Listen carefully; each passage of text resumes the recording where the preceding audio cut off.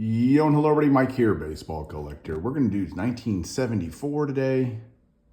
All the Topps cards. There's a bunch of them.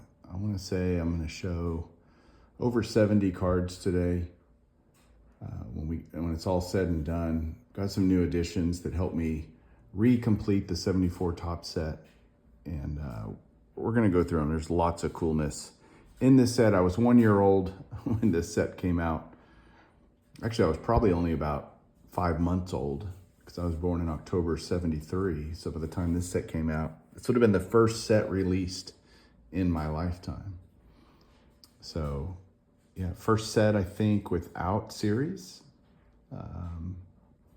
Somebody will correct, I think 73 was the last year with series, but somebody will correct me. So let's take a look at these awesome cards. Oh, as I bang the table. All right. The grade ranges on these are all over the place, anywhere from 5 to 9. Lots of 6s, lots of 7s, lots of 8s. So I'm going to show the players first, and I'll show all the quirky stuff. We got Jim Hunter, Catfish, Johnny Bench, Joe Torre, and the great Nolan Ryan card. Two great pitchers, Phil Niekro, Gaylord Perry, Jim Palmer, Rod Carew. Lots of last cards in this set too. That's Frank Robinson's last playing days card. And then Lou Brock. Aparicio's last playing days card, and brand new Hall of Famer Dick Allen. That was the last card I needed. You got some sideways cards in this set. Here's the Seaver. That's a very cool looking card. Cepeda's last Topps card, that's in a mint 9. And then you got Joe Morgan on the big red machine. Rangers being represented with my boy Fergie Jenkins, and then Steve Carlton, old lefty there.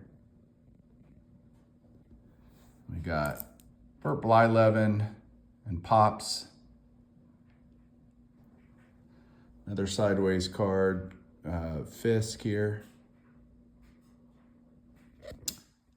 Billy Williams, Reggie Jackson, and you're going to see a lot of these manager coaches cards. This one actually has 2 Hall of Famers on it, Walt Alston and Tommy Lasorda, as my laundry finishes, which is great. You're welcome. And then we got Brooks Robinson, Yogi Berra, who was managing the Mets at the time, Tony Oliva, Raleigh Fingers, Al Kaline, Don Sutton,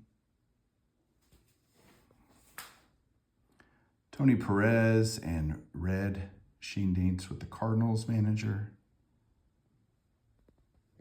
This is a great story. The 74 Topps, right before they released the set, they thought that the Padres were going to move to DC and become the Senators again or whatever, and they didn't. And so Topps had to correct midstream. So you got the first few releases where it says Washington National League, and then later on the corrected version, San Diego Padres. And Willie McCovey is the most famous player that had that happen to him. So love that.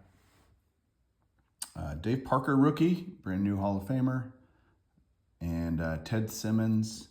And then finishing out with a little sideways Ron Santo. Down here, 2 greats right there, Yaz and Schmitty.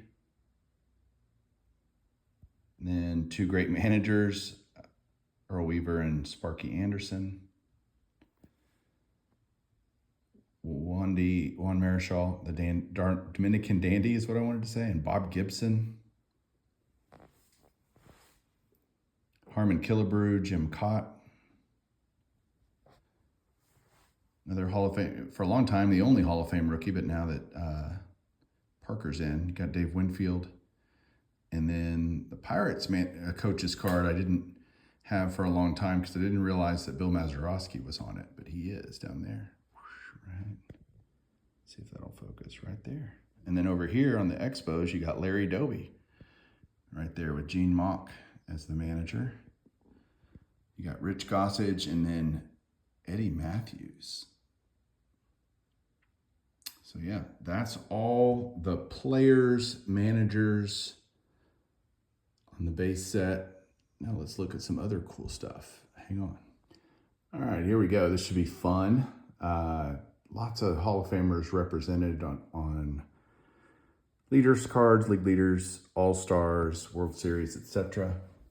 Let's start up here. One thing they did in '74 was they had a Hank Aaron special, and part of that was card number 1. Hank Aaron, this is his base card for the year, which ironically, when this card came out, he had not broken the record yet, so they were mildly presumptuous that he would break the record. He, of course, did, and they had a card to commemorate that. And then what Topps did in '74 is they chronicled his career in Topps cards, and they ended up doing this again for Pete Rose and Nolan Ryan.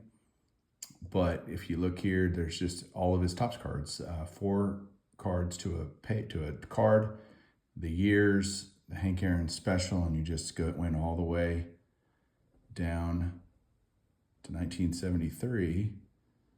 So it was well done. That's super cool that they did that. The first, 6 cards of the set are all Hank Aaron's in some way, shape, or form. Then you have the league leader cards, the batting leaders, Carew and Rose. Home run leaders, 2 Hall of Famers, Jackson and Stargell. RBI leaders, same 2 guys. I do like that they use different pictures. Sometimes they use the same picture. But stolen base, Lou Brock. Jim Palmer and Tom Seaver on ERA, and then Nolan Ryan and Tom Seaver on strikeouts. Then the All-Stars, they did 1 card per position, put the American League and National League guy on there. Catchers was pretty good. Fisk and Bench, 2 Hall of Famers there. First baseman, pretty good. Hank Aaron, Dick Allen, both Hall of Famers now. Second baseman, same story, Carew and Morgan. Brooks and Santo for third. Reggie and Billy for right fielders. I need to look at who the left fielders and center fielders were because they're not on here, but the pitchers are, and you got Jim Catfish Hunter on that. Next up, a couple of World Series cards I'm going to show you guys. This is actually Willie Mays' last Topps card. His last regular card was '73, but he appeared in this Game 2 World Series card as he was finishing out the string with the Mets. So that's pretty cool. You got Reggie here, pictured in Game 6. And then in '74, they did a Topps traded set. There are 2 Hall of Famers in it. One of them won Marichal. The other, Ron Santo. I still need the Santo, so I don't know. I'm definitely want to get it someday, but I haven't decided on the traded sets yet for the whole 4-decade set. But I got both from '76, and I've got the one from '74. So there's the rest of the kind of special cards within the set, picturing Hall of Famers. So that is it, guys. Hope you enjoyed. Let me know what you think down below. Keep collecting.